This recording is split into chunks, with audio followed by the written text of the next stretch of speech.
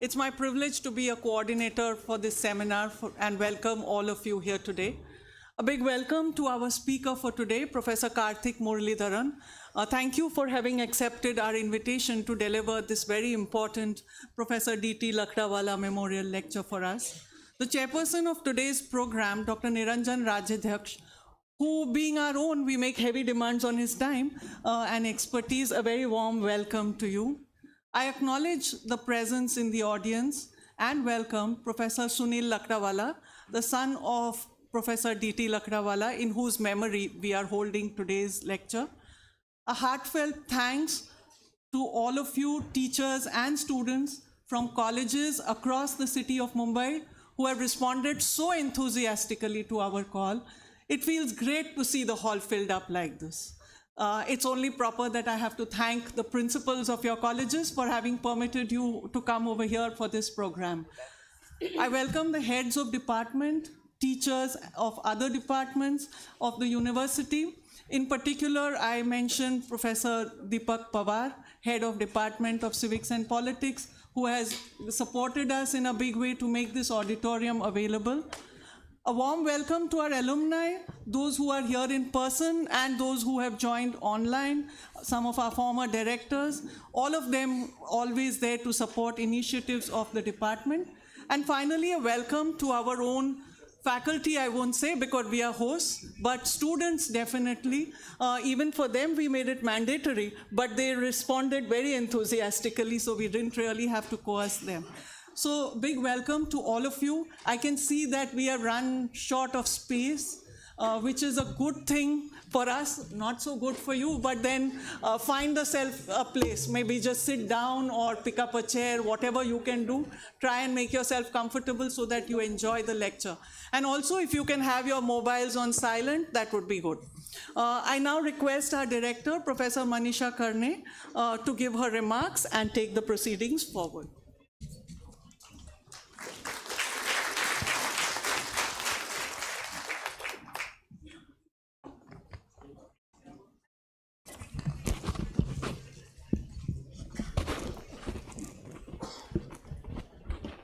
Good afternoon and a warm welcome to all of you. A few words about the department and Professor Lakdawala to set the stage for this memorial lecture. The Department of Economics, which completed 100 years in 2021, was renamed as Mumbai School of Economics and Public Policy in 2017, and since then, department has started to interact with the government and the state, government of the state and the multilateral agencies to be counted in policy making.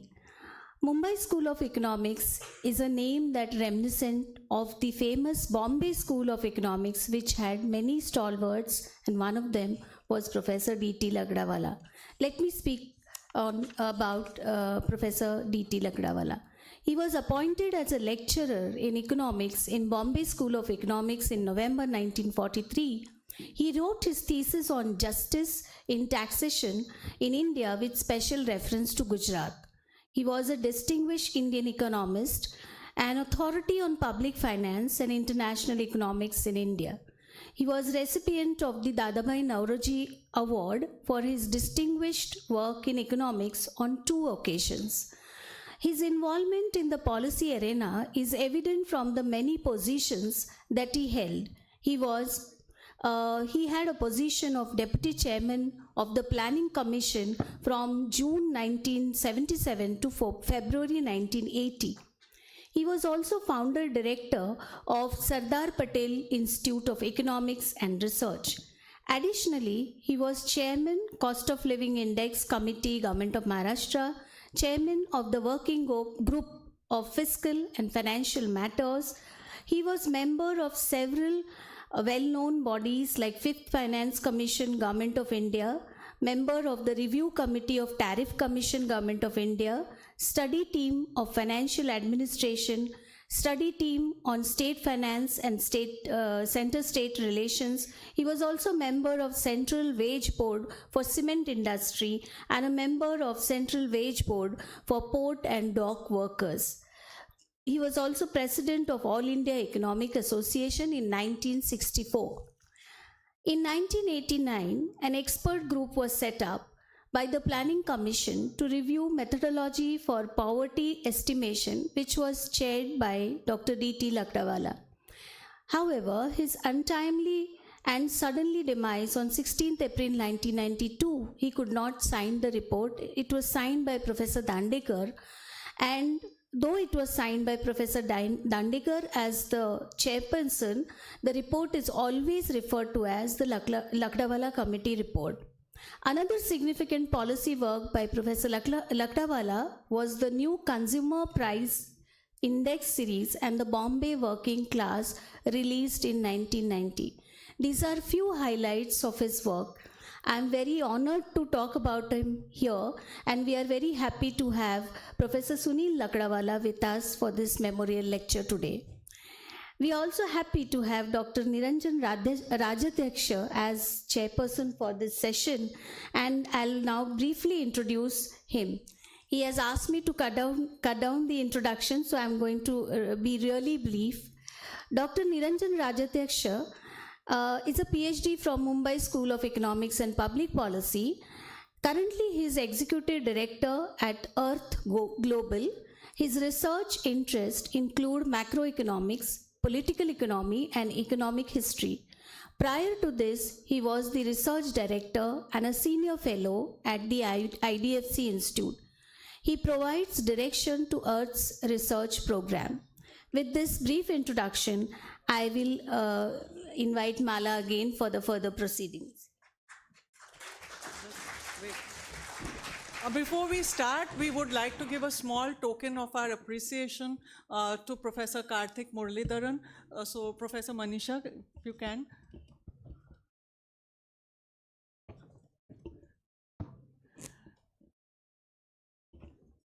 So, this is a small emblem of Rajabai Tower. It's a replica. It's an emblem of our university, one that we are very proud of. And one more to Dr. Niranjan.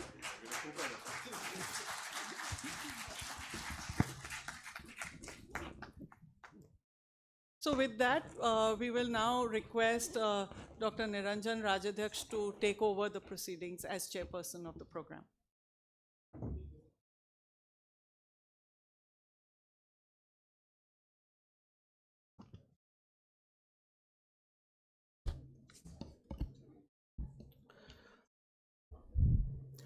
It's my absolute pleasure to welcome my good friend Kartik Muralidharan to Mumbai University, and specifically to the Mumbai School of Economics and Public Policy.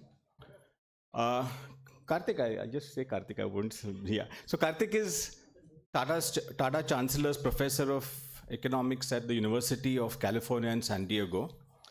And that's his academic hat. He also wears a policy hat, and he's a co-founder of the Center for Effective Governance in Indian States, which is CGIS. And through CGIS, Kartik also works with multiple state governments to improve state capacity, governance, and service delivery. So Kartik embodies the public intellectual he's an academic and a practitioner. It's a very rare combination very often. Kartik's also recently written this magnificent book called, I think it's,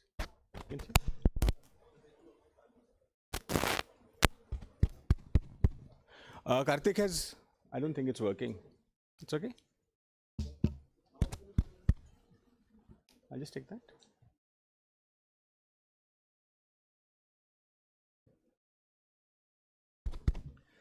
Kartik has also recently written this magnificent book called Accelerating India's Development, a state-led roadmap for effective governance. And in fact, I've read it and I've thoroughly enjoyed it, but recently it was also awarded the prestigious award by Crosswords for the best book of the year for 2024. So congratulations again, Kartik, about that. Since there are lots of students here, of course, if you'll just see Kartik in action and you'll learn a lot from him, but I would really, really advise all students to read Kartik's academic papers on lots of issues, on education, on healthcare, on state capacity. One of my favorites is a paper he has written recently with Sandeep Suktankar and Paul Neuhaus, which is on the general equilibrium effects of the, I think I'll just,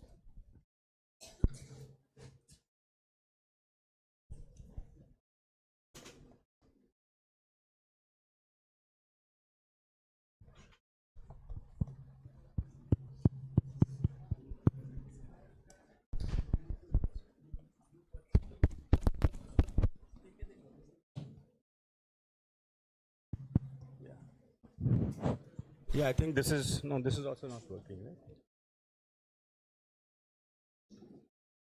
Come on, man.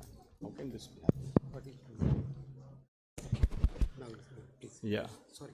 So I suppose with market failure and state failure, there's also technology failure. So, yeah, I was saying Kartik's, like rich variety of papers he's written, but one paper which is a great favorite of mine, I would think that it's one of the great papers of development economics over the past 25 years. He's written it with Sandeep Suktankar and Paul Neuhaus, which is on the general equilibrium effects of NREGS. So not just the direct benefits which NREGS gives, but the indirect benefits in terms of higher wages in the general economy, as well as other spillover effects, including more employment. I think students would benefit immensely from reading Kartik's papers, especially this one. I won't take up much more time. Kartik will first speak for about 45 to 50 minutes. I'll give some responses to his talk, and then we'll open up for question and answer. We are hoping that by 4:30 we'll have a hard stop, and we'll, and I think Kartik will be available, but unfortunately I have to leave, so which is why I said hard stop. So Kartik, all yours.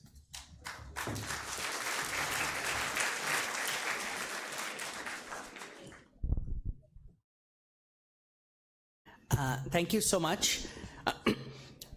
Thank you to Professor Samala and Professor Manisha for the invitation, to Niranjan, and it really is an incredible pleasure and honor to be giving this lecture named after a distinguished both academic and policymaker, right? And that's kind of one of the reasons. Sorry, I guess this is good news, but again, so like I said, it's a great honor, and I also want to especially thank Niranjan for pushing me to spend a lot more time with students, because in the long term this is a book that is really meant for students. So let me jump right in, and the book is available outside, for those of you who want to get it, and I'll be available to sign it afterwards. So let's just get started. Okay, so have you changed the presentation? Yeah, just take it back once. Yeah, take it. Yeah, okay, that's right. Okay, so that's the book, and it's called Accelerating India's Development, right? And the Imperative of State Capacity. And okay, should we move people more? Yeah, I think we might need to move all the way here, because otherwise, just keep moving all the way. Yeah, just keep moving all the way, because otherwise, this is like a bus, right? You have to make way behind. Yeah.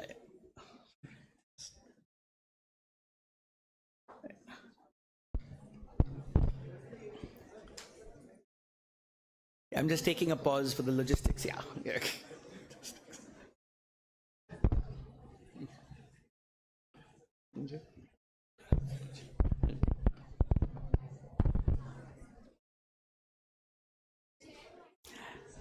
Okay, so let's get started. All right. So the book is really two books. Okay. So it's called Accelerating India's Development, but the first half of the book is called Building an Effective State. Okay. And so what I'm going to be talking about is, so the book, let me just start with the overview of the goals of the book and the talk itself. Okay.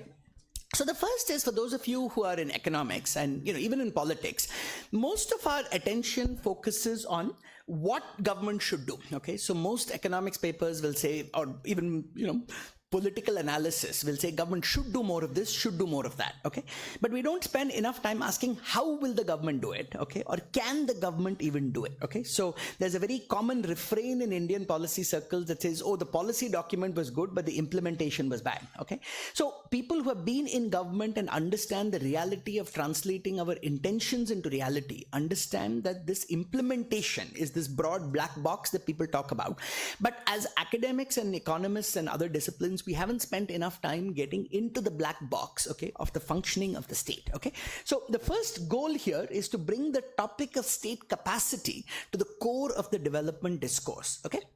A second is to make the case for investing in state capacity, okay, by thinking about the Indian development experience and also bringing to bear a large body of evidence from 20 years of high quality individual studies to make the case that the return on investment of investing in better state capacity is going to be very high, okay?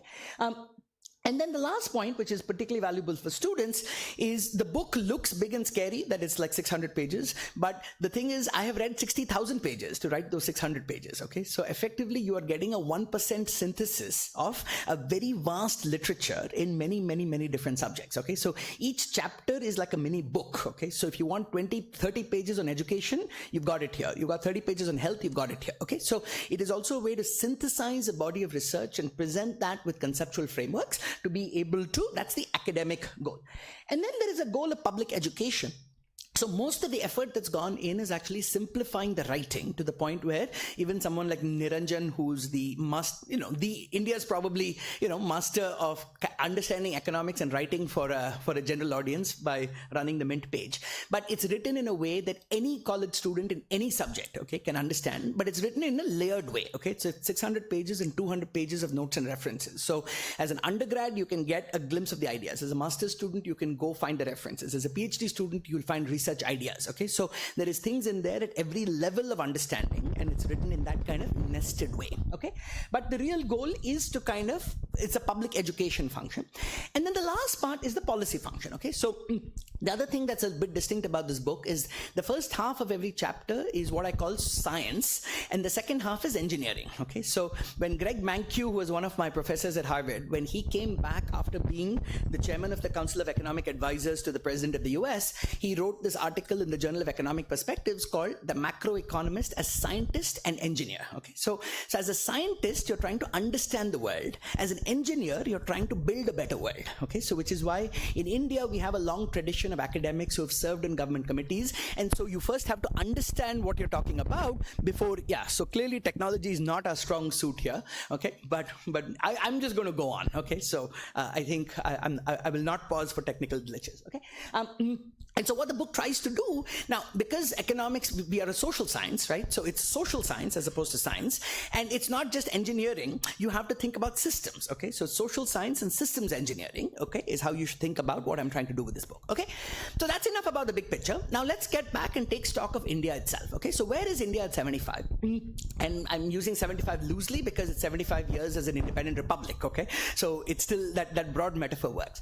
Now, the good news is that we are doing reasonably well, okay? So on many important metrics, there's a lot to be proud of, okay? We are one of the world's largest growing economies. We have macro stability. We have an outstanding central bank. We've never defaulted on our debt. So these are things not to be taken for granted. If you look around the world, it's very easy to mess these things up, okay? So we actually have a lot going for us. We have the size, the demographics, the democracy, the diaspora. These are all huge assets, okay, that are contributing to India's both kind of standing in the world and, its own performance.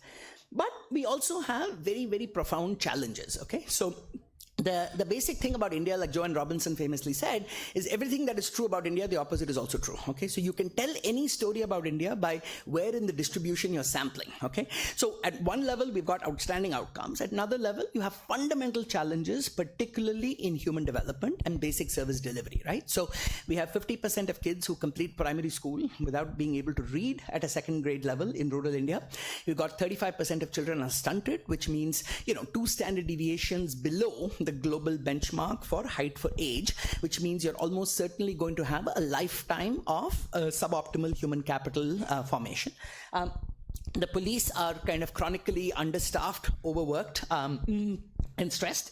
The courts have a backlog of over 30 million cases. Our welfare system exists but is creaky, and we've got this kind of overall challenge of high quality jobs. Okay, so one simple way, like I would be so grateful for a better functioning tech. Okay, if there's something you can do, that'd be great. Okay. So one simple way to kind of think about the Indian economy, and this is not just my characterization, if you look at how venture capitalists in Bangalore who write about the Indian economy for their investors will talk about it, is essentially there's a top 10% of the Indian socioeconomic distribution that drives economic growth by having the incomes to drive the demand. Okay, you have another 30 to 40% that are in service sector jobs of various quality that is catering to the demand created by that top 10%. And then you have another 50% that is primarily in rural areas, that's mostly left out of the India growth story and fundamentally supported by welfare programs. Okay, so now, so we are building some inclusion, but the inclusion is happening through welfare. Okay, now, and that's kind of, if you look at those numbers, that's why the politics of this country is all about who is announcing the bigger welfare scheme, because that's where the numbers are. Okay, so that's kind of basically where we are. Now, at one level, this is a model that's worked reasonably well. Okay, so before we beat down on this, if you take a historical perspective on economic growth, it has always been the case that when you get growth, you get increase in inequality because there are people who drive the growth process, and then there is a democratic process that redistributes some of those benefits. Okay, so at some level, this is par for the course, okay, both historically.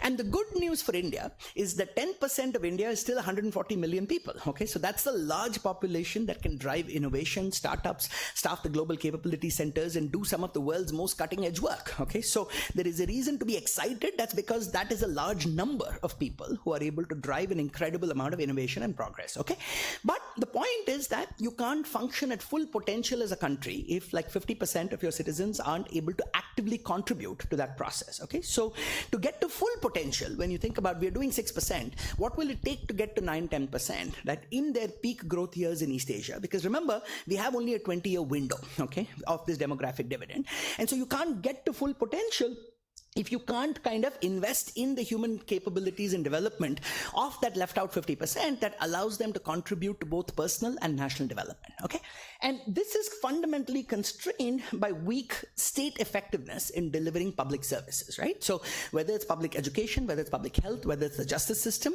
those are kind of the pain points, right?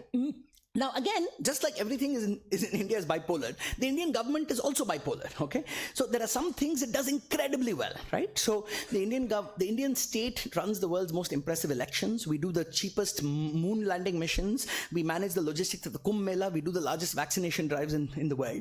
So in many ways, the Indian state is incredibly impressive, okay? But it is impressive in what is called mission mode, when you have a well-defined target to be done in a certain period of time. But where it does really poorly is in the day-to-day delivery of routine public services. Okay, so one way to kind of characterize where we are as a country.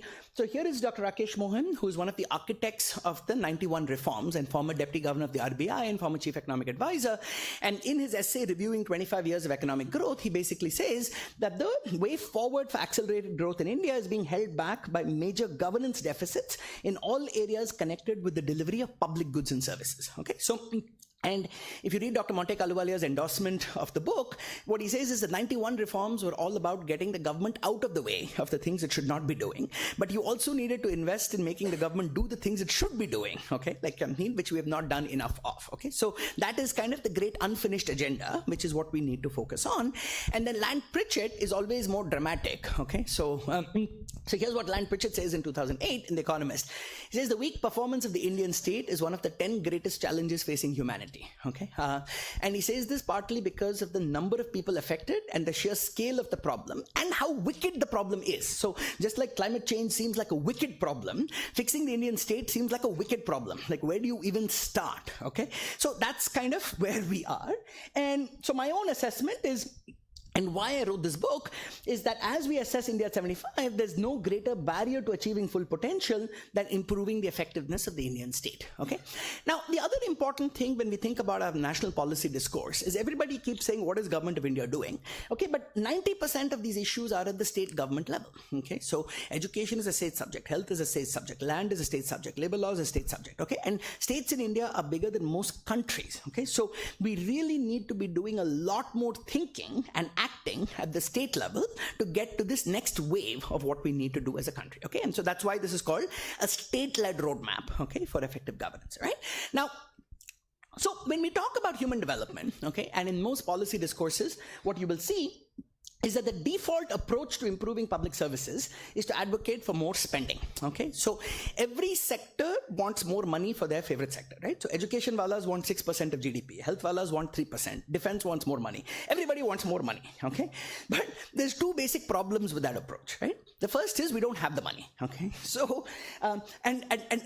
so you can ask for money that doesn't exist, okay? So, you know, all of these norms of 6% of GDP, they come from OECD countries where your tax to GDP ratio is 35%, okay? Our tax to GDP ratio is 18%. We are at half of that, okay? So you just don't have that fiscal capacity, and we're already running debts or deficits of about, you know, we borrow about 8% of 8 percentage points, okay? So A, you don't have the money. But B, and more importantly, is one of the key findings from the last 20 years of high quality empirical research is that the translation of default patterns of spending into outcomes is really weak, okay? So when you increase the budget, the translation of the budget into outcomes is very weak, okay? So one of the most important messages of the book is that we spend all of our discourse on the top line of budget allocation, but not enough on the bottom line of how does that translate into impact, okay? Now, the reason for writing this book is basically in 20 years of my work across education, across health, across child welfare, across delivery of welfare programs, what you see is that our policy discussions happen at a sectoral level, but the core binding constraints are cross-cutting governance issues that affect every single sector that we care about, okay? So this kind of So one of the most important results from all of my studies is that the social return on investment of investing in governance and state effectiveness are often 10 times greater than simply spending more money in a government as usual way, okay? And why am I saying this? It's literally, for the students here, this is what 20 years of work looks like, okay? It looks like half a slide, because it's each of these papers has taken like 6 or 8 or 10 years of work, okay? And these are published in some of the world's leading journals. And what you see is, I'll just give you a few examples, okay? So in education, where does most of our money go, okay? Most of our money goes to unconditional salary increases for teachers, okay?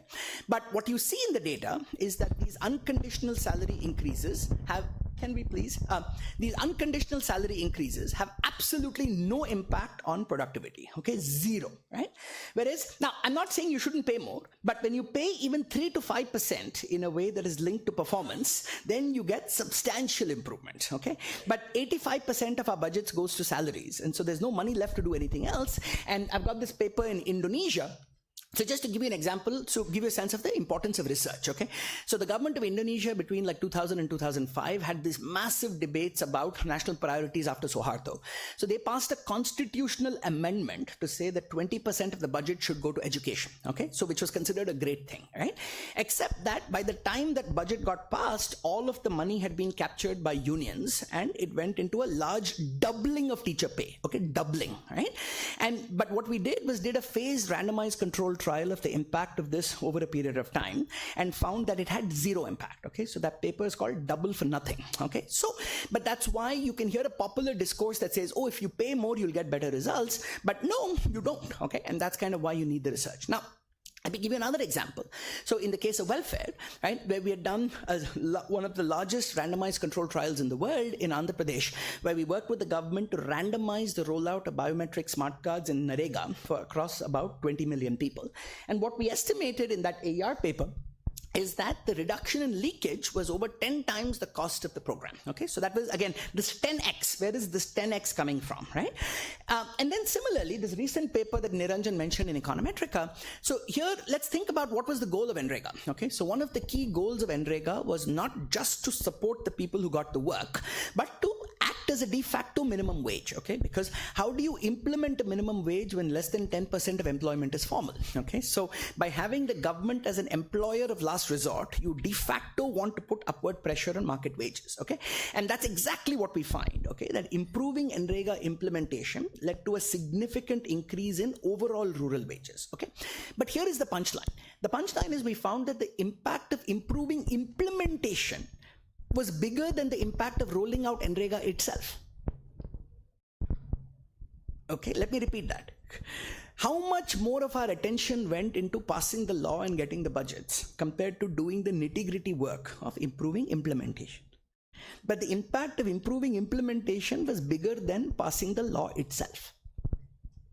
Okay, so that's another exhibit of this point about investing in governance and implementation quality matters much, much more than just how much you are spending.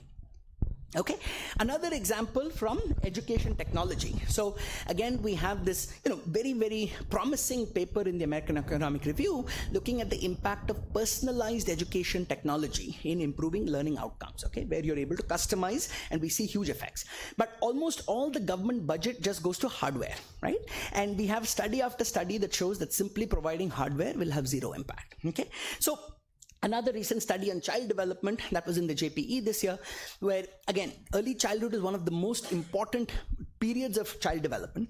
But you have one Anganwadi worker who handles everything from preschool education to home visitations to nutrition counseling to the mothers and handling registers of about 14 different papers and forms to fill, okay?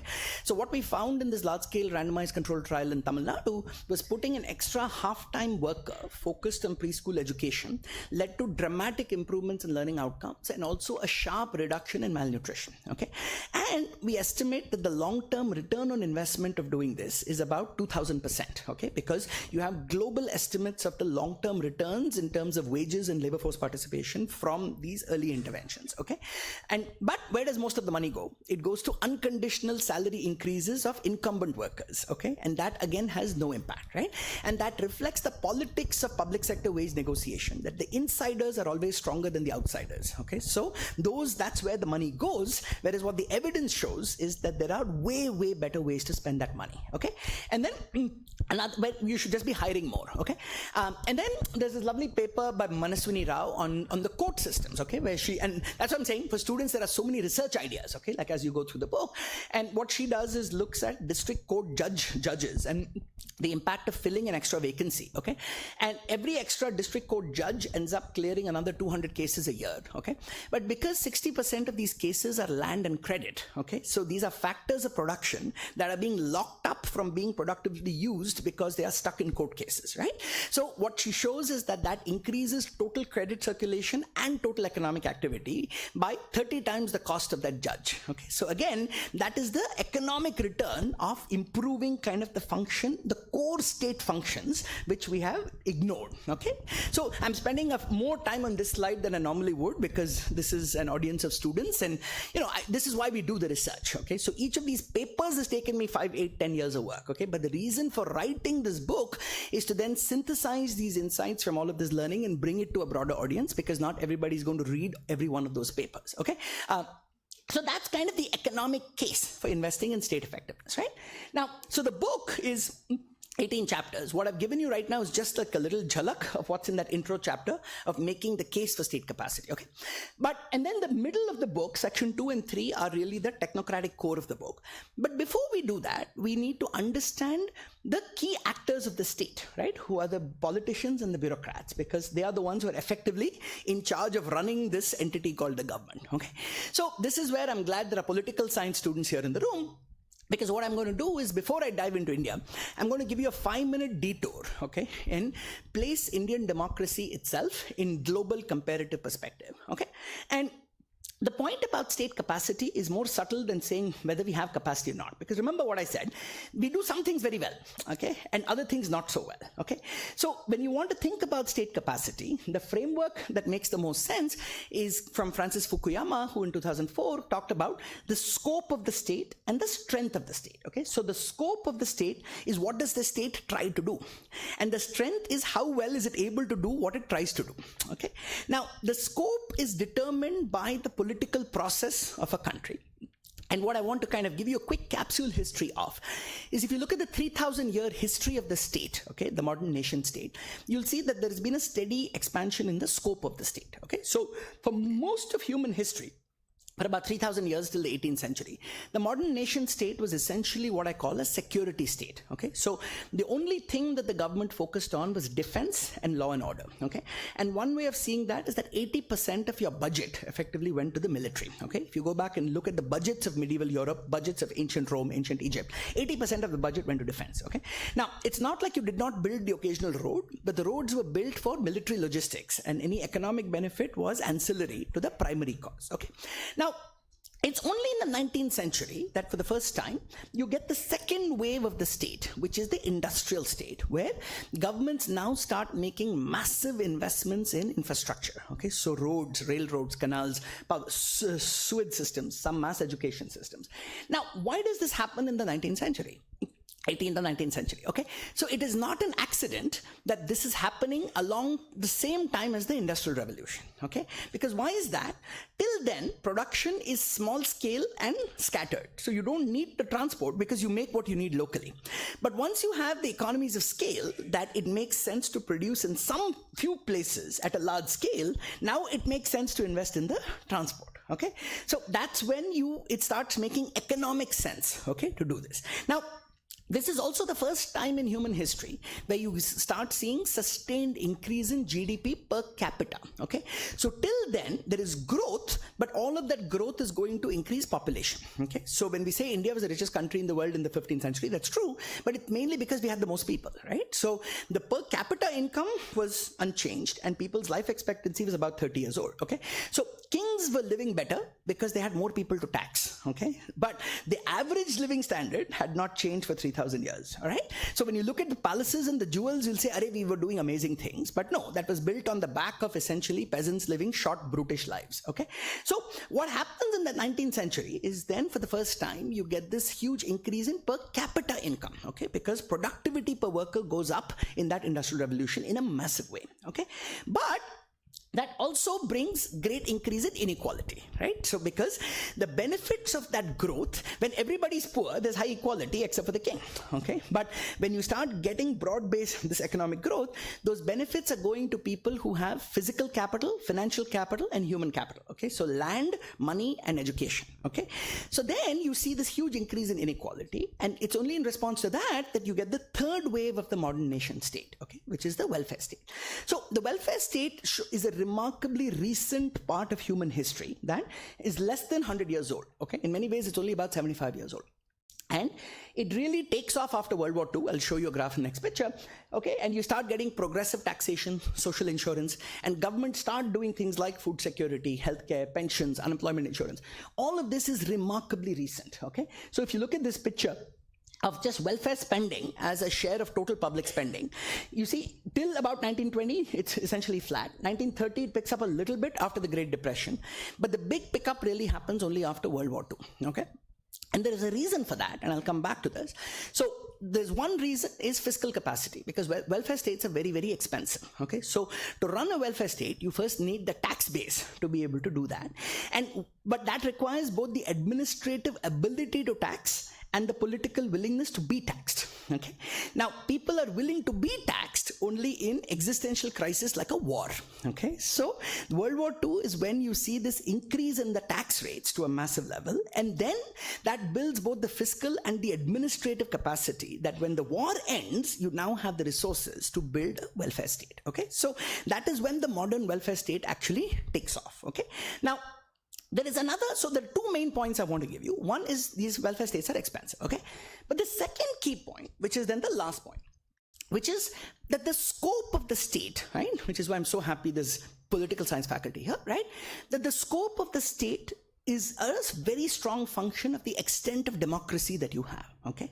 And so the security state happens in times when there is no concept of individual rights, okay? The king can pick you up and throw you in jail, no questions asked, okay? Right? Now, the industrial state is a very interesting phase where if you look today at the US and the UK, these guys like to think of themselves as great old democracies, okay? But they're really flawed democracies because the vote was restricted to white property owning men.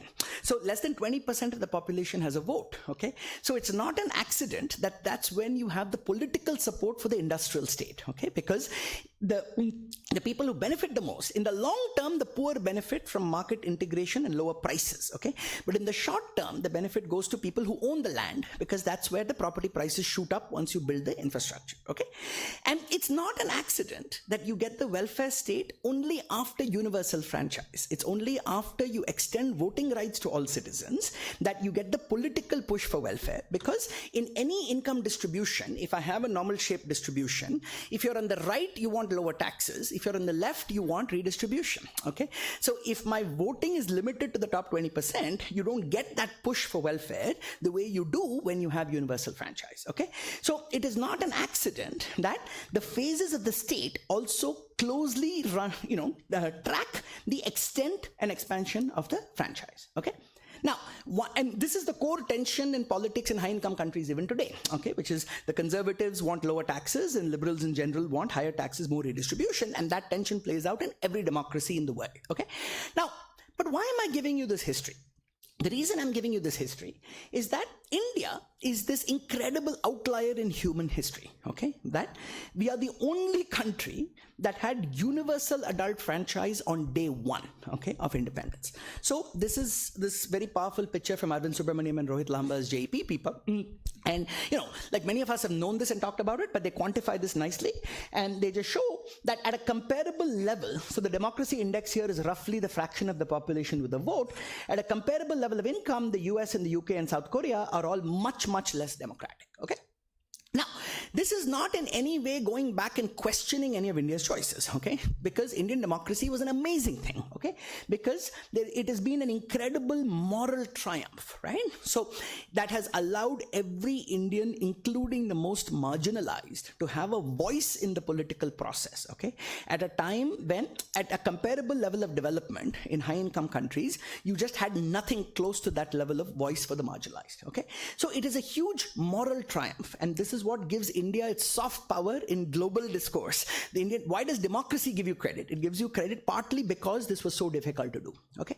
Now, it's also a great policy triumph for the poor because it has given you substantial policy wins. So my favorite example is the US does food stamps for food security for the poor in the 1930s at a GDP per capita of $18,000, okay? India does that at 1/15th the income in the 1960s. Okay, and this is all PPP inflation adjusted to $2011, okay? But the basic point is that we are building the core of a welfare state, thing like food security, at 1/15th that GDP per capita, okay? So we also, you see that with school feeding, and this is a combination of top down and bottom up. So there's, because the other reason India does welfare early, it's not just a democracy, right? It's also because, remember, ideas are transferring across the world and Indian elites are getting their exposure from the world, okay? So they come back with the ideas of wanting to build that welfare. So some of this is top down, but then it is sustained by bottom up political support, okay? So these are the great positives, okay? But of course there's a but, okay? And the but is we are economists and we understand budget constraints. Okay, and so the main cost has been, the challenge is that the scope of the state has expanded much faster than the strength, okay? So we have expected the state to do much, much more than it actually has the ability to do. So when I'm talking about weak state capacity, it is not because the capacity is weak, it is actually because the expectations are higher than the capacity and we haven't invested in the capacity, okay? So the first challenge is the public finance challenge, okay, which is there is a limited budget. And when you're spending on short-term welfare and distribution early, you don't have the money for the investments in the public goods, including in the state itself. Now, the problem is not welfare, okay, and I'll highlight this. In fact, chapter 15 makes it very clear that when there is extreme poverty, well-designed welfare measures can improve equity and efficiency, okay? So NREGA was an outstanding program, okay?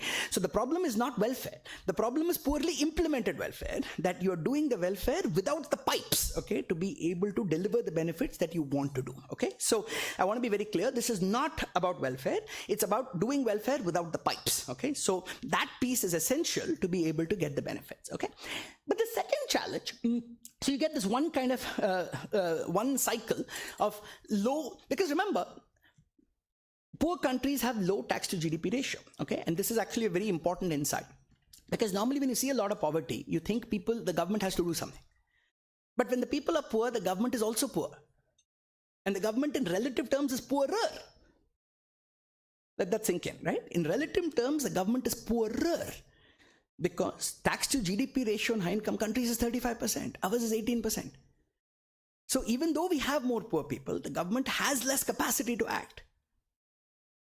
Okay, so that's the first problem, the public finance challenge. The second is the political economy challenge, okay, which is what happens is, because the nature of politics has now become that you have made more commitments than you can actually meet. Okay, so the entire nature of politics becomes a politics of scarcity, where the nature of politics is every group trying to see how do I get the benefits of the state for my group as opposed to broad-based public goods. And that's what gives you your vote bank politics. When you combine that with the mechanics of electoral incentives, that what happens in a first past the post system is you can often win an election with 35% of the cast votes. But because turnout is often 60%, you can win with 20 to 25%. And that means it makes more sense to cultivate a base of dedicated voters who will show up rather than kind of the median voter. So that moves the political incentives towards kind of the fragmentation, and that's where you get the vote bank politics in the first place. Okay, so the challenge, therefore, is the summary of all of this is, and again, none of this is a judgment of democracy, right? This is just as a social scientist, I'm just documenting here are the benefits, here are the challenges, and how are we going to find our way forward, okay? So the simple summary is that so people like, scholars like Ram Guha, when they write about Indian democracy, they call it 50-50, right? Ashutosh Varshney in 2013 famously called Indian democracy battles half won, okay? And I'm trying to put some structure around that, right? Which is the battle half won is the triumph is it's increased the ability of citizens to make a claim on the state. But the half empty is you haven't built the capacity of the state to actually meet those claims. All right. So then what has that resulted in? It has resulted in now what is the good news? The good news today is if you look at the nature of elections and data, it is showing that performance increasingly matters. Okay, so politicians today care about delivering. Now, there is an old politics of identity, polarization, caste, region, religion, language, and there's a new politics of governance and service delivery. Okay, so I'm not saying the old politics is over, but the old politics is no longer enough. Okay, because that gets you maybe 15 to 20%, but the next winning vote has to come from delivering. Okay, which means that politicians are under pressure to deliver, okay, which is why there is cause for optimism. But the politicians are now very, very frustrated by the bureaucracy, okay, and they blame the bureaucracy, saying they are not able to get anything done. The problem is it's unfair to blame the bureaucracy because we have chronically underinvested in the public systems for the past 40 years, and now suddenly you're saying go deliver, okay. So the analogy I give is just like the metaphor for the pre-liberalization Indian economy was the 1950s ambassador car, okay? And after liberalization, you saw that, the improvements. The Indian state is still a 1950s ambassador car, okay? So the politicians are like the race car drivers who are saying in which way to drive the car and which passengers to prioritize, okay? But the car is barely moving. Right? The bureaucrats are like the engines and the body and the wheels of this car. They're trying to make it move. They would like to be a Ferrari rather than an ambassador, okay? But they don't have either the time or the authority to redesign the car itself, okay? So what you need is to step out of all of this and re-architect the system and provide a roadmap for how do you actually build a better functioning car. And this should be a completely non-partisan agenda, okay? Because whether you want to drive to the left or the right, everybody wants a better functioning car. Okay, and that is kind of the focus of the entire book of how do you build a more effective Indian state. Okay, so then turning to the bureaucracy, if you look at the innards of the pressures under which they function, it's actually a miracle that things work the way they do. Okay, because there's severe staff shortages. There's limited and misdirected accountability.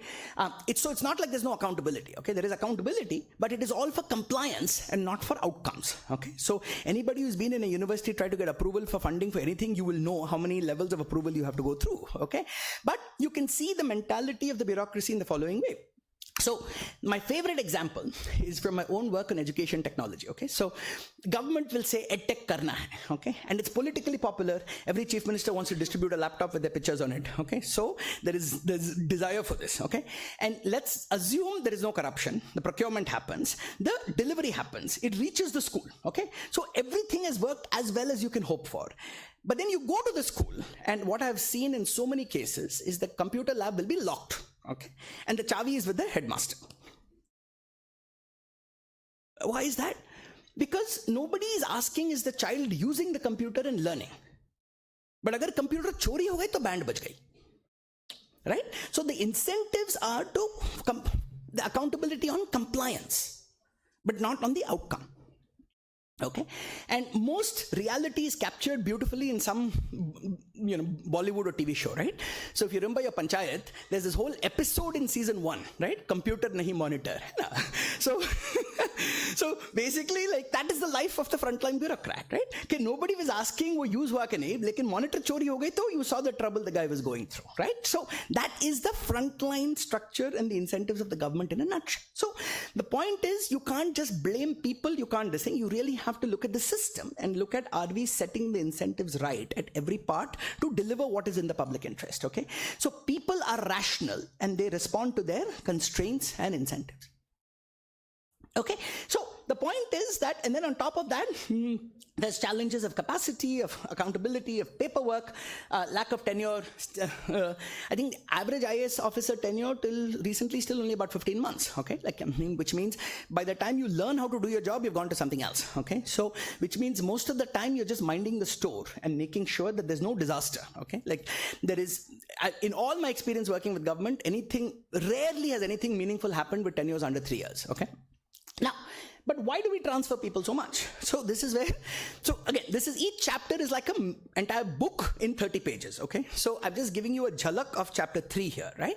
And it's a complex set of historical, colonial, political, economic, judicial, all of these factors play in, okay? So the colonial story I want to give you is, why do we transfer people so much? It came from the colonial legacy of not wanting administrators to go native, okay? Because if you stayed too long in a place, aapko logo se hamdardi ho jati thi, right? Like, I mean, and colonial administration was trying to extract, right? You were designed, who's the most important person? The collector, because you were trying to collect revenue, okay? So the transfers were built in that kind of system that you don't want people feeling connection to the people, but we have inherited that same structure, okay? So there is a lot of legacy issues that reflect the structure of the state that we need to understand. And then there's a whole bunch of these other things which I'm not going to have time for, except to broadly say that it is, and that's why those 2 chapters, okay, are very sympathetic. So your typical upper middle class tax-paying Indian citizen thinks that politicians are corrupt and bureaucrats are lazy, okay? Like, I mean, and basically kuch hota nahi hai, right?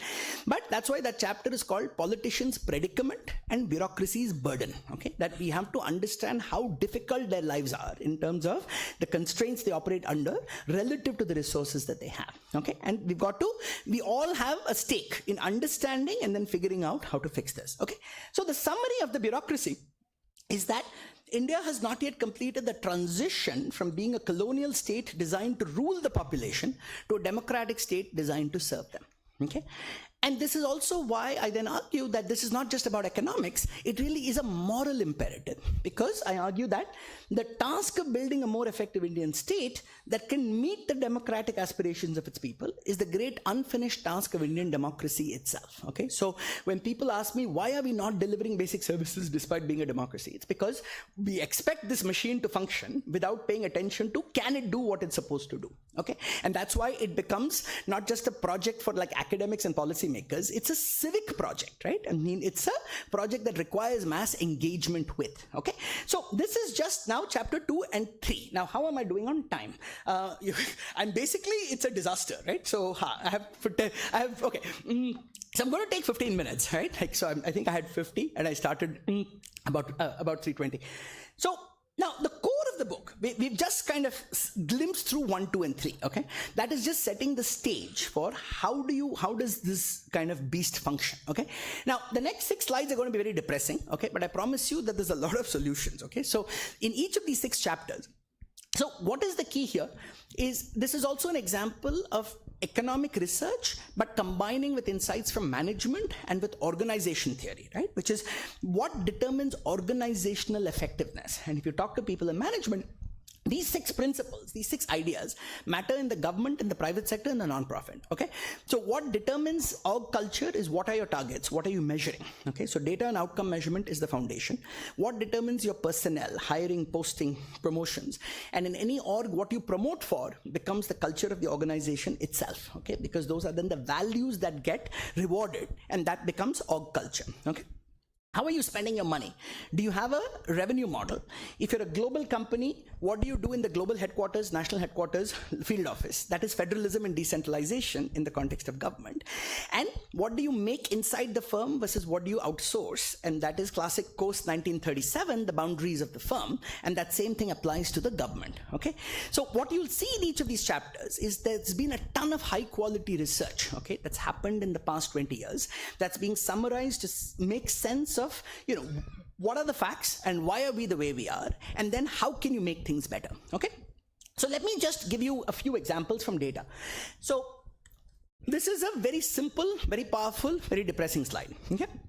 So for 20 years, you know, we've been kind of, we know we want to do universal education. We know we want to get universal learning outcomes, okay? But the problem is that we have no good data. So now the government in some states decided to go measure learning outcomes for every child, okay? And this was a best practice done in a large Indian state that tested every child, okay, and reported the data. Now, so far so good. Then you get Professor Abhijit Singh coming and doing a very simple audit study, okay, where they went back. So this is in Madhya Pradesh. And in fact, this practice of Pratibha Parv was called a national best practice because they were so sincere about it. They really put in a lot of effort, okay? But what he did was do a simple audit study where he went back to the same schools and randomly retested a subset of the kids on the exact same questions. And what you see is in the official data, this is the official data, and this is the independent audit data. So in the official data, there is no child scoring below 60%.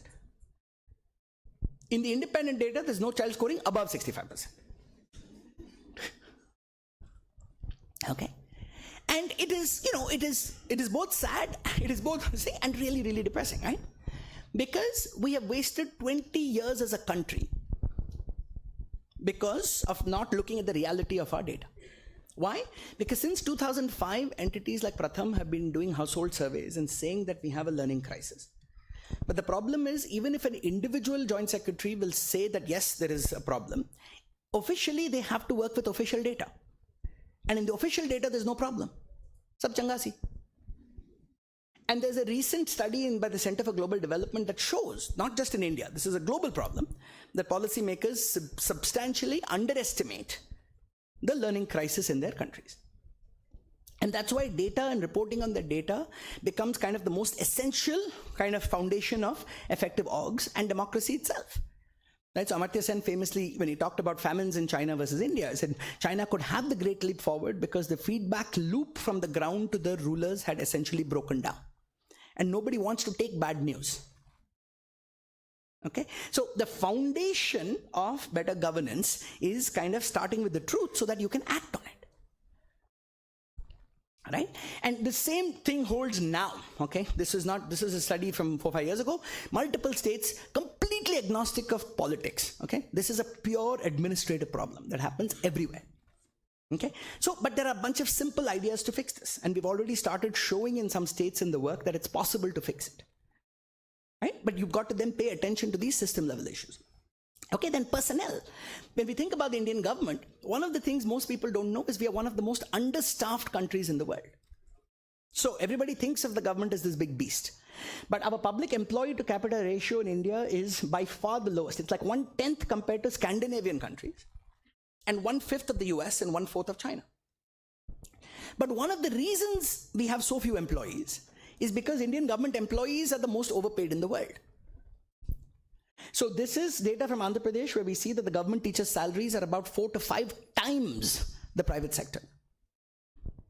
Okay, and this is true in a whole bunch of sectors. Now, for those of you who interact with top officers, at the very top they're underpaid relative to the market. Okay, but you have massive wage compression in the public sector, where for a very, very large number of government jobs, the pay is a huge multiple relative to the market. Now, this is not just a problem for state capacity, right? Because for state capacity, the basic answer is you need to pay less and hire more, right? And that will also create more jobs. But it's a deeper general equilibrium problem for the entire economy, not just for state capacity. Because the single biggest source of unemployment among educated youth today is writing government exam after government exam after government exam. Okay, so we have a recent study in Tamil Nadu showing that 80%, even Tamil Nadu, we're not even talking Bihar, in Tamil Nadu, 80% of unemployed educated youth is because they're writing government exams. Okay, and that's because, and that it's even worse than that, right? Because this explains the crisis of our entire education system, that why do we produce so many degree holders who have no skills? That's because the most lucrative employer in the economy is only asking for exam taking skills. Right? So the number of skilling companies I've talked to that says people don't last 3 months or 6 months in skilling programs because that's hard work. They would rather go take the government exam lottery again. Okay, so the structure of the public sector labor market also has a massive spillover on the entire economy. And there are a whole bunch of ideas of how do you both improve the state functioning and the spillovers onto the overall skilling and job creation ecosystem. Okay, so here's another very, very simple slide that may be one of the most powerful frameworks in the book. Okay, and this is from the public finance chapter, and it's very simple, right? And the basic idea is to say that in any company, if you're a chief financial officer, you cannot allocate 100 crores without doing a deep, careful, discounted cash flow analysis to say what is the return on investment of what I'm spending. In the government, you can routinely spend thousands of crores without that kind of discipline, okay? So the first thing is to saying if you want to allocate money effectively, you need to be estimating some sense of public return on investment, okay? That is the efficiency axis. Now, you might say the government is not a company. We also care about equity. Absolutely. So you can take policies and also evaluate them on equity. Okay. And in the book, I have a framework of how to think about quality of welfare expenditure. Okay. You can think about it with targeting, of delivery, and of distortions. And when you do that, you can take every major budget line item and put it on this 2x2 matrix, okay, that evaluates public expenditure through this lens. And this is something that every student and every faculty member can be doing as part of your exercise. You can just take a Maharashtra state budget as part of like a project, right, like you need, and just look at the big line items and then start doing this analysis. Okay, and I'll give you some just very simple, see, the point is, a lot of our public discourse again focuses on region 2 versus region 4, okay, equity versus efficiency. We have some ideas that will improve efficiency at the cost of equity, right? So a uniform GST will be more efficient, but it could hurt equity because it increases the taxes for the poor. The PDS improves equity, but may be causing inefficiency in the food market, in the food ecosystem, okay? So reasonable people can disagree. But what I want to highlight is we spend hundreds of thousands of crores on items that are bad for equity and efficiency. And there are so many ideas that will improve both equity and efficiency that we don't spend on. Okay, so simple case in the ICDS, like I said, hiring that second Anganwadi worker would be up there. It has a return ROI of 20x and it benefits the most marginalized. But we are spending that money on kind of unconditional pay commission increases for existing employees, which is bad for equity and efficiency. Rural development, NREGA is something that sits up there, high on equity, high on efficiency. But we spend God knows how many tens of thousands of crores on free electricity for farmers, which may be the single worst policy we have in the country. Because if you look at the incidence of who gets that money by land holding, the top 5% of landowners get over 50% of the total subsidy. Right? So most of our groundwater crisis is because of that. Right? And it distorts the entire kind of agricultural economy. So I'm not saying we should not do farmer welfare, but doing that same thing through more efficient means will allow you to improve equity and efficiency. Okay? So this is a broader theme in the book, that trying to find ideas that can get a broad coalition of support, because these are things that should be supported by both the left and the right, because we care about equity. The left cares about equity, the right cares about efficiency, right? So if we can identify the ideas that are bad for both and identify the ideas that will improve both, we should be able to build a broad coalition to say this is how we move forward at the policy level. Okay? So that's why this is such an important conceptual chapter. I'm going to skip, in the interest of time, revenue. Federalism is important, okay? So by first principles of federalism, And again, you can take an entire course. That chapter I highly, highly recommend as a compressed synthesis of the politics, the economics, the history, and the law of federal systems. But the basic logic is very simple, okay? That first principles of federalism are that you should do functions that need economies of scale and coordination at a high level, and functions that have to respond to local information at a local level. Okay, and one of the reasons for our service delivery problem is India is the most over-centralized country in the world. Okay, so we think about China as the strong centralized communist country. China is the most decentralized. Over 50% of public spending in China happens at the local government level. In India, that number is 3%. Okay, now, and the bigger culprit is not center to state, it is state to local. Okay, so the state actually has a lot more work to do. Right? Now, every chief minister says we need more autonomy from Delhi, but they don't do it down. So like Dr. Raja Challaiah famously said, right? Everybody wants decentralization up to their level. Okay, so, but again, these are just facts I'm putting out there. And then there's the state and the market, and I'm going to skip this in the interest of time, okay, because I want to get at least 10 minutes to be optimistic, okay? So the last part, and I promised you I was going to be optimistic, right? So now, this is, like I said, I'm not even giving you a fraction of a percent of what's in each of these chapters, but just go read them, okay? Now, the optimistic part is what I'm going to spend 5 minutes on, right? So one of the great debates in development for the past 50 years is what is called the growth versus development debate, okay? Which is, on the x-axis is GDP per capita, and what you see is richer countries do better on every development outcome, okay? So richer countries have better health, better education, better courts, better climate, everything is better, okay? And that same thing holds in India, okay, across states. So essentially, what the growthwalas will say is that, guys, if you get 2% higher growth for 40 years or 30 years like China, everything else will take care of itself, okay? That is the single most important thing to focus on, right? That is the growth view. Now, on the other hand, you have the development view, which says that, listen, and that's famously from Amartya Sen, right? That the point of development is not income, it is human capabilities, it is education, it is health. And so if you look at the outliers, if you look at a Vietnam or a Sri Lanka or a China, you'll see these are, so that's why, by the way, I call India's grade a solid B+, okay, like a good professor, I'll say. So we're not like rara and we're not a basket case, right? We have a lot to be proud of, but like any good professor, my grade is well done, can do better, okay? So, and now it's like, how do we do better, okay? And like, so so we are above the line. Okay, so that's where the B+ comes from, right? That B+ comes from here. Okay, but simply put, the growthwalas, which in India was famously Bhagwati and Panagariya, right? The growthwalas are looking at this slope, okay, and saying if I go further here, I'm going to end up better here. The development walas are looking at the outliers, okay, and saying that at any given point in time, I can deliver better health, education, and social sector by increasing my budget allocation there.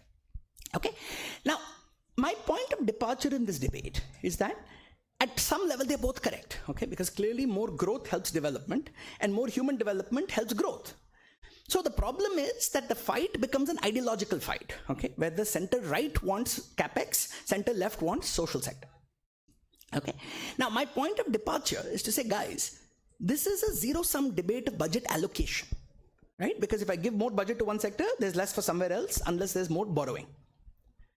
So the real opportunity that we are not focusing on is the quality of expenditure is bad, regardless of whether you're doing capex or social sector. So if you improve the efficiency of spending, you can do more of everything. And that is the free lunch. And that is how you accelerate development, right?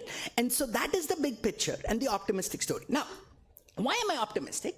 So here's a picture that is perhaps the most important success in development in the second half of the 20th century, which is called the shifting of the Preston curve. And what this shows is x-axis is GDP per capita, y-axis is life expectancy, okay? And so what you see here is that richer countries obviously have higher life expectancy. But over time, this graph is moving up, okay? So in 1960, at the same level of income, you're able to do much better. And this graph keeps shifting upwards, okay? So the question is, how is this improving over time? And the answer is, over time, we have much better technologies and much better knowledge. So, 100 years ago, in 1924, okay, the president of the Sun of the United States could not save his son from a bacterial infection that he got from a blister playing tennis. Today, that is something a daily wage laborer can get cured from because low-cost antibiotics are available. Okay, so health is the place where we have this tradition of creating high-quality knowledge, right? So where does most human progress comes from? It comes from creating knowledge, transmitting that knowledge, and acting on that knowledge. Okay, so the case for optimism is saying, what do today's developing countries have that today's rich countries did not have, okay, when they were at the same level of income? And what we have is much better data and evidence on the quality of expenditure. So in the last 20 years, right, there has been this explosion of micro research in economics because we have better data, better computing power, better research methods. So we have now learned so much more in education, in health, in so many areas that we're not acting upon. Okay, so the opportunity to accelerate development is many very expensive policies have no impact. Other much less expensive things are highly effective but are not being done at scale. And since all of you are students and part of my job is to motivate you to do research, not just pass exams, the reason the research matters so much, you see, as an economist, I don't worry about how Maruti makes its cars because you have market prices for inputs, market prices for outputs. If you're not efficient, you'll be competed out. But in the public sector, you can spend other people's money badly for a very long time. So the value of research and evidence to guide public spending is incredibly important. Okay, so let me give you an example from just one research study. Last 3 minutes, I promise. Okay, so it's really more Niranjan, okay? I'm hoping you guys are having fun. But so this is from a paper of a recent study of ours in Rajasthan, okay? There's about 6,000 kids on a computer personalized learning platform, okay? And what you see on the x-axis is the grade in which the student is enrolled in, okay? The y-axis is the learning level of the child. Now, if you are making progress as per the curriculum, you should be on that 45-degree blue line. Okay? In practice, the true level of learning is half of that, which is the red line. So what that means is that the average 8th standard student in the sample has a learning level in 4th standard in maths. Okay? But more than that, because we have dynamic computer-based testing, we can pinpoint the learning level of every child. So you see the amount of variation in the classroom, that there's some kids down at a 2nd level, at a 3rd, at a 4th, all the way up to 8th. And this partly reflects our well-intentioned no detention policy, right? Where you push kids through to higher grades even though they're actually at a 2nd standard level. But the real point of this picture is to help give you a sense of why is increased spending not improving outcomes. Okay? And that's because even with more money, what does a sincere teacher do? Even if I give you another teacher, give you another book, give you another classroom, the sincere teacher is completing the textbook and the portion. But that is not reaching for the vast majority of the students. So இப்போ வந்து இதே லெக்சருக்கு நடுவில் நான் வந்து ஒரு வேறு பாஷையில் பேச ஆரம்பித்தா நான் வந்து எவ்வளோ மோட்டிவேட்டடாக இருந்தாலும் சரி, எவ்வளோ குவாலிஃபைடாக இருந்தாலும் சரி, எவ்வளோ சின்சியராக கற்றுக் கொடுத்தாலும் சரி, ஒரு வார்த்தை புரியாது. ஸோ ஆனால் எவ்வளோ பேருக்கு புரியறது கொஞ்சம் கை தூக்குங்க பார்க்கலாம். ஸோ பாரு எவ்வளோ கிளவராக படிக்கிறா பாரு இந்த பொண்ணு. லைக் ஐ மீன் ஏன் நீங்கள் இது மாதிரி படிக்க மாட்டேங்கிறீர்கள்? ஸோ நான் வந்து ஏன் எப்படி பண்ணிட்டு இருக்கேன்னா லைக் ஐ மீன் ஒரு நிமிஷத்துக்கு எல்லாருக்கும் புரியட்டும். தினம் வந்து லைக் ஐ மீன் லட்சக்கணக்காக குழந்தைகளுக்கு ஸ்கூல்ல எப்படி ஃபீலிங் ஆகுதுன்னு எல்லாருக்கும் புரியட்டும். So what have I just done to you? Right? So I have just given you 50. Yeah, I know everybody is asking their Tamil speaking neighbors what's happening, right? So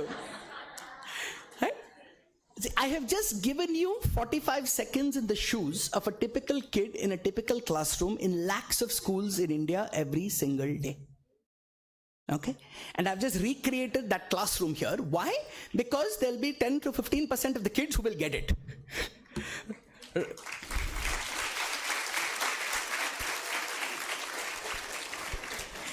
And what happens? The teacher naturally looks at the kids who are understanding.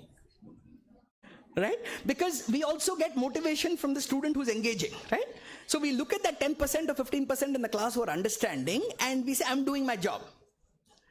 right? But the fact that you've got 90% of kids who are kind of, now sometimes it happens to me in an advanced econometrics class also, it can happen, okay?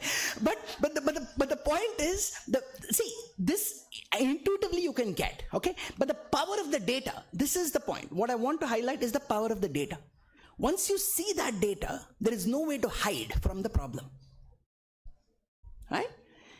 And this is now shining the light into the black box of lakhs of classrooms around the country and trying to make sense of why is a business as usual policies not improving outcomes.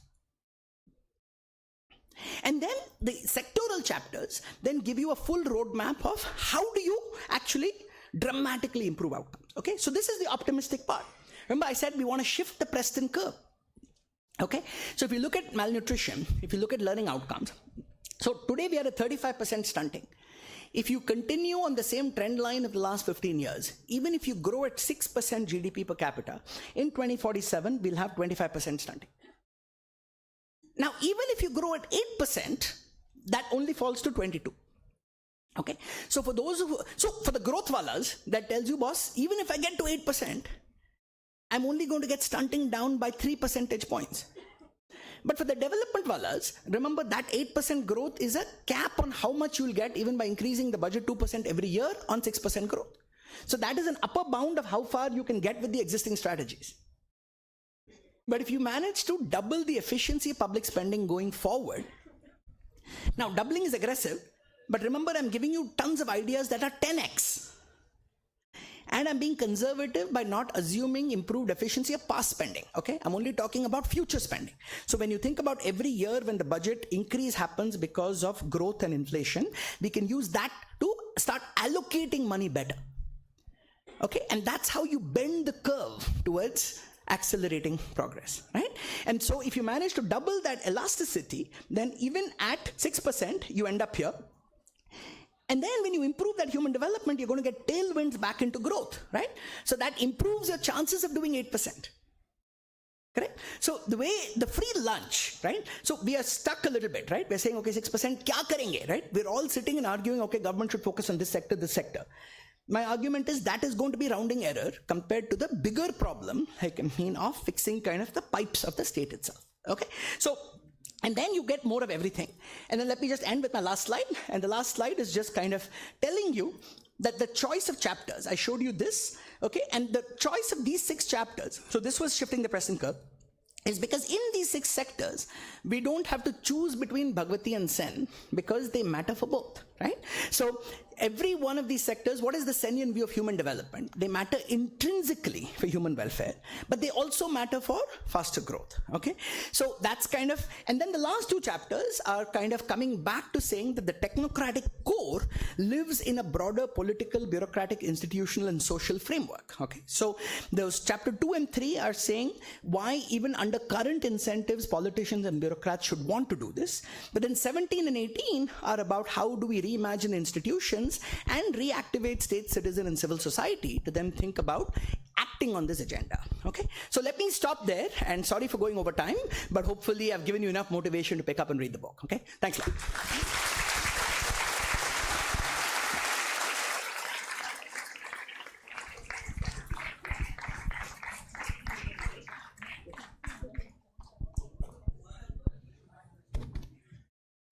So thank you, Kartik, for a masterclass, and expectedly so. I've sat in on many of Kartik's lectures, and we've had a lot of private addas as well. As chair, actually, I should scold him for running over time, but I think that everyone enjoyed his lecture thoroughly, so I'll let it be for now. I think what Kartik has brought together today is a broad political economy view of India's development challenges. And it's, as I said, it comes from his background both as a researcher and as someone who actually, in a way, rolls up his sleeves and gets his hand dirty in his work with state governments. I think a couple of points. Of course, I agree with almost everything you say. I think this entire thing that, you know, we think about what the government should do, but we don't think enough about how it should do it. I remember Kartik many years ago, we were chatting and he had given me the analogy of a car. He has used one today as well. And he says that everyone is struggling to fill more petrol in a broken car, and I think the point is to, get a better car first. I think, Kartik, the real issue is also of why has India reached this political economy equilibrium currently. And I think one of the points which Arvind Subramaniam has made is that even the type of interventions the Indian state does, well or badly, is not in public goods but in private goods. So public goods are the classic, what we study in economics, they're non-rivalrous, etc. But most of what the Indian state does is focus on private goods. And I think this is an issue which, to me, it boils down, as you said, to incentives, also to discount factors, discount rates, that the poor have such high discount rates, they're living day to day. They don't have the patience to say that we'll build a public road or which will play out in economic growth over the next 10 years. So this 50% which you spoke about, in a way, locks the Indian state in a sort of a high discount rate game rather than, a more long-term development trajectory. The other thing which I always find interesting about Kartik's work is, besides the beauty of his econometrics, is that he thinks of the government as an organization, and very often, at least I know a lot of political Department of Politics friends, including my friend Deepak Pawar here. But in economics, we tend to think of the state as a black box. Means the state shall do this. I know there is a entire public choice theory, but we think of the state as a black box. And I think what Kartik has actually done is he opens this box and sees the incentives of the players inside it, which I think makes this book very different from the normal development economics book. I'm not going to take much time because, Kartik, there is crowding out fiscally and crowding out time-wise as well. So you've crowded me out because I have a hard stop at 4:30. But we have a full house. I'm sure everybody here enjoyed Kartik's talk and wanted to engage with him. So if Mala, I can request you to carry on with the Q&A if it's okay. Yeah.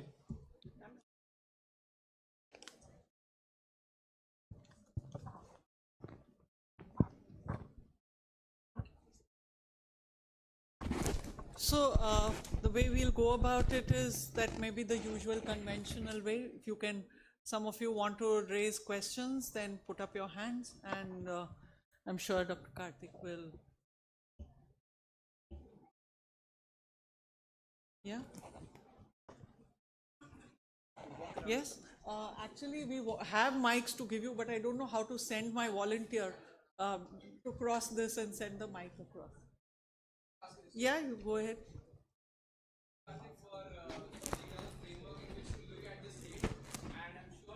Sorry, can you just introduce yourself? Hi, I'm Ajit. I am part of JPAL and I you are heading. Right. So I'm sure the returns to this lecture in auditorium full of bureaucrats and researchers would have been immense. Given, however, that most of us here are students and some of us would go on to become researchers, maybe some of us would be bureaucrats later, but I guess a large part would be viewing the state from the outside. And in such a, when we are in such a place, how do you think we should use the frameworks that you have laid out and the insight you have given into how the state works in our daily lives to try improving the implementation of the state at our level, from the outside? Yeah, what are your thoughts on that, Kartik? I'll collect 3 questions together. Maybe. Okay. So, another 2? Where's? Mic, shift the mic. There's a girl there? Yeah, okay. Take that mic. Not. Okay. Take that mic.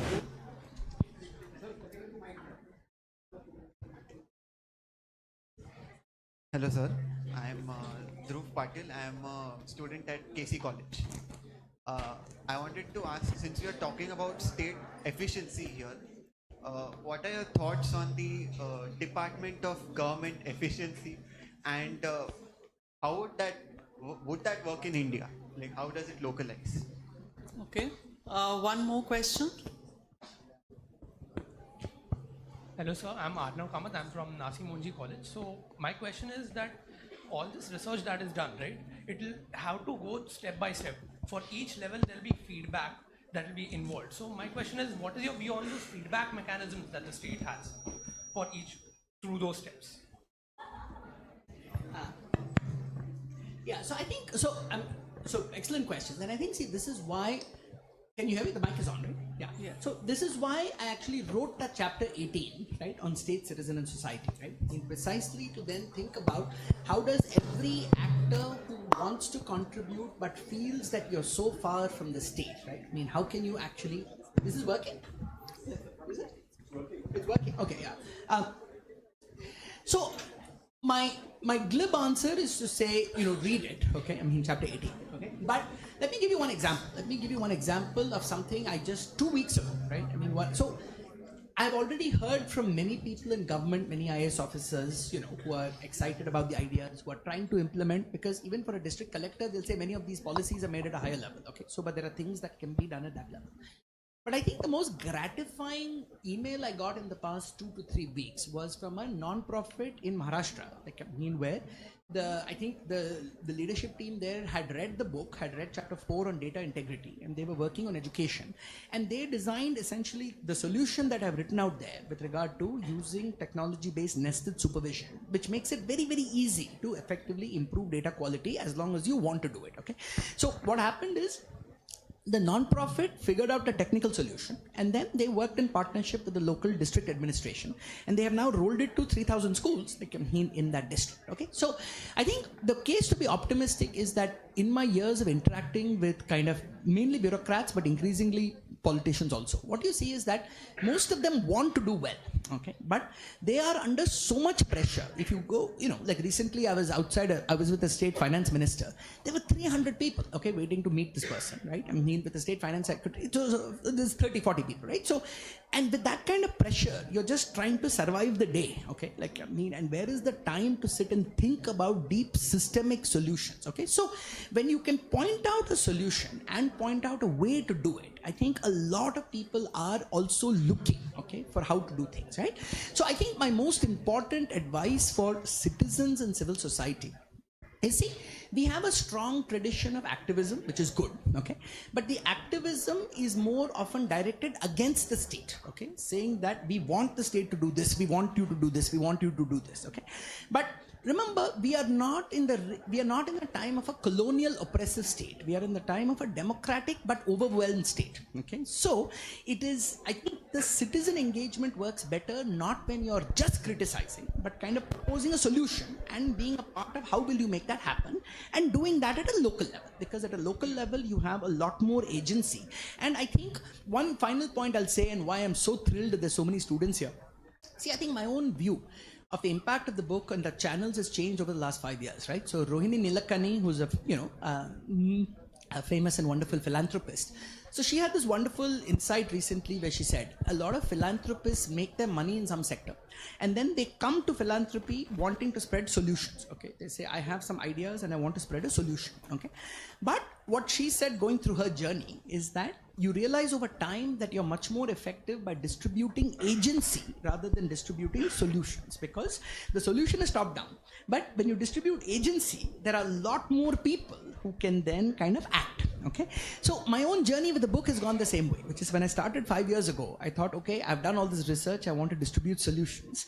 But over time, it has become much more about distributing agency among students and youth by providing better understanding. And that better understanding will then hopefully lead to 1,000 flowers blooming of different ideas, right? So the last thing I'll say is something I quote Ashwin Mahesh on in the federalism chapter, who's one of India's leading decentralization advocates. And so he says something very simple but profound. He says, all of us look to some big government to solve the problem, okay? But it is the best way to solve India's many problems is to increase the number of problem solvers, right? And so which means that when you start thinking of understanding, and then the ideas will come, right? Just like this non-profit, they read it, they said, acha, we work in education, we can do this, okay? So it may not be something that happens at the level of one citizen, but maybe a group of 4 students, says, we can crack this, okay? Let's see how we would do this. So I think there's a lot of ideas that are ripe for kind of picking up, right? By people who want to then go act on it, okay?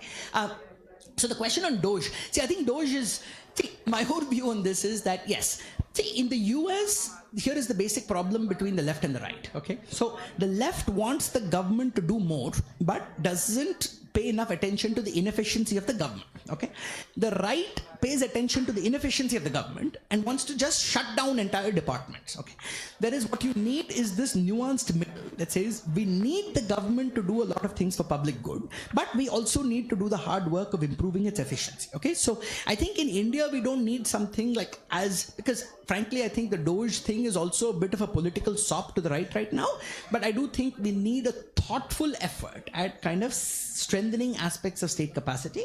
And because we tend to do things better in mission, maybe we need a state capacity mission that says over 5 years, like, there's a recently elected Maharashtra government, like, that says over 5 years, if you look at there are ideas in chapter 4, 5, 6 on data, on personnel and budgets. And in chapter 17 on institutions, I then talk about how can you institutionalize some of these ideas. So maybe even just taking those 3 ideas, okay, let's have think about data use, data integrity, personnel management, and public finance. Just doing those 3 things in 5 years, I think we'll get to a much better place. So I think we need it, but we don't need it in the same style. Okay. And I think, the last question was on feedback mechanism. Yeah. So I think again, I'll say something similar to what I was saying about citizen engagement, right? I mean, at different levels, right? So I think one of the challenges in government, it's both good and bad, okay? So one of the challenges is very difficult to get anything done because it has to go through so many levels of where it actually translates. Even if you have access at a policy level, by the time it translates 14 levels down, it may be something completely different, right? Conversely, many policy things are being done without understanding, right? I mean, how things are not working on the ground. So I think at whatever level you're working, being able to feed that back with the government counterpart. And my most important advice for interacting with government is, remember, they are also citizens. They're also humans, right? So we tend to kind of expect somehow that, oh, government should do this because we pay taxes, okay? So reading the book will just give you the basic understanding of how overwhelmed a typical government official is, correct? So if you then think about the interaction with, so the analogy I use, which I think is useful. See, if you're in a company, if I'm a boss, okay, and I have an employee, right? So you need a certain amount of monitoring and a certain amount of support, right? I mean, to get the best. So similarly, as citizens, the government is our employee, okay? So you both need to monitor the government to make sure they deliver, but also support them, because if you put so much burden that's beyond their scope, then they can't deliver, okay? So there is that analogy applies just as well. And the final point I want to say as citizens, so one thing I say in chapter 18, which I think is very important, is I think we need to stop using the term ruling party, okay, in our discourse, right? I think that is a colonial, imperial legacy that should be stopped. It is a governing party, right? Like, they are they are governing as trustees of the public good. So we do have as citizens the right to kind of demand better, but we will also do better by understanding the constraints within which they're functioning and being kind of positive change agents, opposed to just agitating to saying, you do this, okay? So, yeah.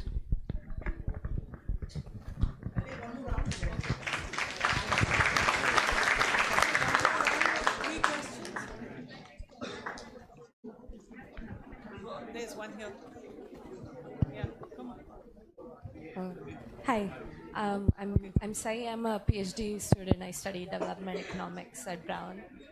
You made the very important point today that a lot of welfare delivery services operate at the state level in India.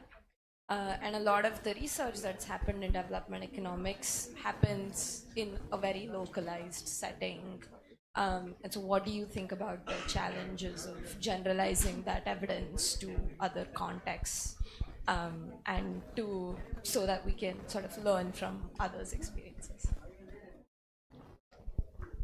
Hello. So, you want to say something? Hello. Hello. I asked him and then, come, yes. Yeah. Hi Kartik, my name is Aman. I'm a first year PhD student in the Learning Sciences at Indiana University, Bloomington. Firstly, thank you for your book. Everyone should read it, it's great. But yeah, my question is, I was impressed at how you were able to integrate insights across these various domains, healthcare, education, and so on. And what advice do you have for scholars to be able to do something like that? Like, what do you think made you effective, and what would you recommend to scholars to be more effective? I was looking at the back to see if there's anyone from the back. Okay. I'll just answer. Thank you so much, sir, for the detailed description of the book, and it really intrigued us to read it, and we'll definitely do so. What particularly intrigued me was the part on where you mentioned there's a gap between what is recorded on paper and what the actual reality of the statistics is. And earlier also, any studies on the bureaucracy point out how the paper truths don't really resemble. So, and it's kind of an open secret now in the bureaucracy as well. So everyone knows that the data doesn't really speak of the reality. Then how do we actually counter it in practice? How, is there any possibility, or is it everything is really dark here with all the multiplicity of factors and the corruption going on? Just one more. Just one last question. Yeah. Come. Hi Kartik, I've been following your work for a few years now, so it's really nice to finally be in your presence. I have two quick questions. First one is I want to know more about how your work has been received so far since the publication of the book. What have you learned more regarding the constraints of the bureaucrats and politicians? And the second question is, if you had access to like 100 public intellectuals who are young and aspiring and want to reach to people, because one key part of your work is to make this knowledge more accessible to the general population. If you had access to, let's say, 100 people who are really good at this and want to do this at a larger scale, what are some of the ideas that are key things that you would like more people to know more about? And along with the ideas, what are some of the key stakeholders who really need to listen, even among the larger population? You talked about politicians and bureaucrats, but apart from that, who are the other people? Thank you. Ma'am?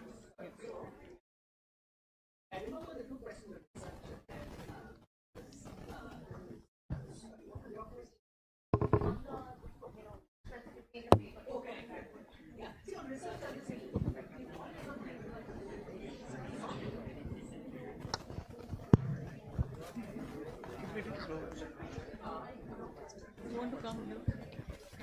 Would you want to come here? Sir. Sorry. So research, I'll just say two things, okay? So one is, see, all the art and science, right, I mean, of good social science research is both being true to the context where you're working, but then being able to identify what principles will generalize, okay? So, which is why, you want to write in a way that does both, and it's difficult, right? If it was easy, everybody would be doing it, okay? So it's not easy, but it's doable. So, and see, you were talking, I think, about variation within India.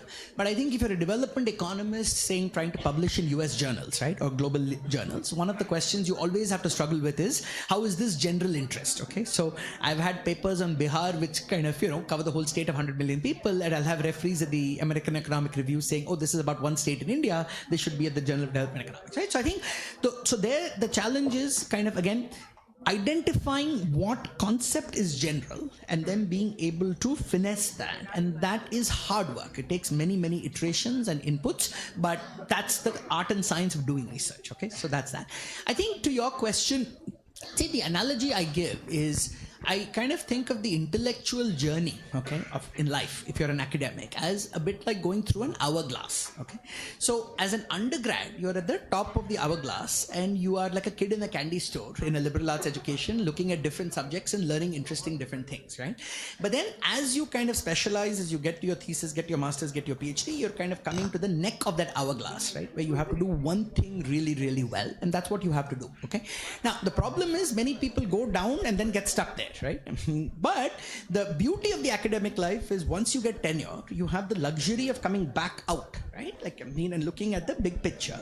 But now with understanding each of these individual pieces really well, okay? So I think the book would not have happened without my 20 years in the hourglass. But I think what made it possible was kind of always connecting dots in my head, even when they were not making its way into the papers, right? Because the discipline, unfortunately, the academy is siloed by discipline, and so in a given journal paper you write what is needed for that narrow point and not anything that's extraneous to that, though you may have learned something. So the reason to write a book was precisely because there was enough to say that had not made its way into the papers. So I think so the simple advice is just, I think the other problem sometimes is that the academy has become so professionalized where the pressure to produce is so high that we've kind of lost the joy of the enterprise, which is to just learn and just read, right? Like, I mean, and so making that time to just say that we have the best job in the world, that we are somehow paid to think and teach and learn, like, I mean, and making sure that at least a few hours a day of whatever is spent in that part of pleasure, of the pleasure of learning. So all of you in the room, right? I think, you need to work to realize that the world does not, most jobs are boring, okay?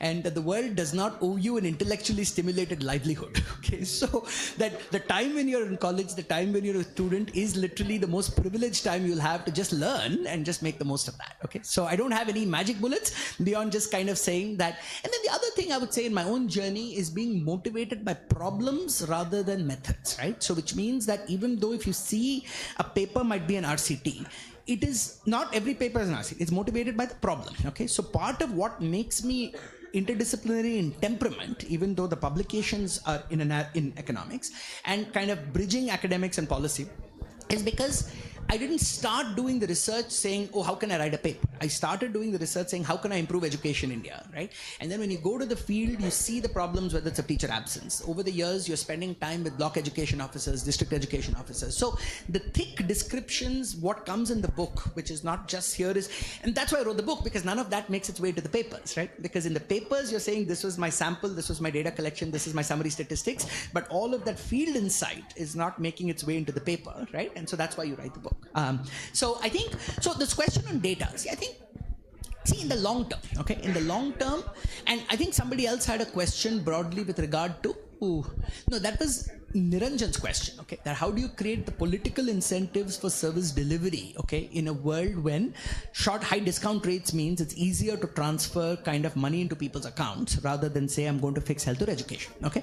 So, and I think the answer to both those questions in some ways is it has to be decentralization, because eventually the ultimate stakeholder is the parent, right, for learning outcomes. The ultimate stakeholder for your health is the community, right? So now the reason and the pressure to fudge data, like, I mean, that pressure exists when your primary accountability is top down from some official sitting far away for whom you need to show that the numbers are looking good, okay? But if your primary accountability is from the community where the facts are there, right? Like, then that's how you kind of, the decentralization axis becomes one of the most powerful axes of strengthening democracy itself. Because again, just like sometimes I say we expect too much of the state, I think we expect too much of the over-centralized state, okay? So, and chapter 8 discusses in detail why we are so over-centralized, because again there's a good historical and social reason for that, okay? So if I'll take a 1-minute detour, see, the US is a highly decentralized constitution, but that's because the US did not care about social justice, okay? The reason we were so over-centralized is the founders like Dr. Ambedkar did not trust local elites to allow marginalized to be educated, did not trust that land reform would happen. So we built a modernizing state as a way to counteract a traditional feudal patriarchal society, okay? So that is why we built such an over-centralized state, okay? But 75 years after independence, when education rates are now higher, when access to smartphones, information is much higher, I think it's time that we can re-architect that a little bit to put a lot more power locally.